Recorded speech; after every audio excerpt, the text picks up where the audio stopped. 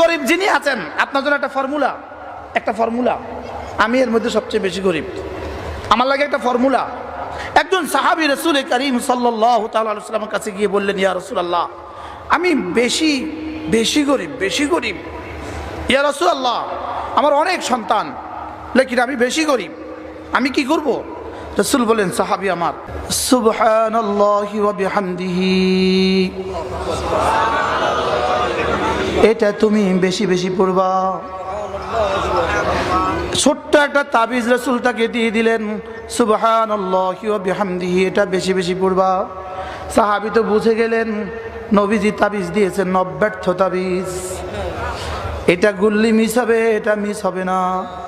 সাহাবী ঘরে গেলেন, নিজেও পড়লেন, বিবিকেও বললেন, বিবি আজ থেকে আমিও পড়ি, তুমিও পড়ো। সুবহানাল্লাহ, সুবহানাল্লাহি ওয়া বিহামদিহি, আমিও পড়বো, তুমিও পড়ো। সকালেও পড়ে, দুপুরেও পড়ে, বিকেলেও পড়ে, রাতেও পড়ে।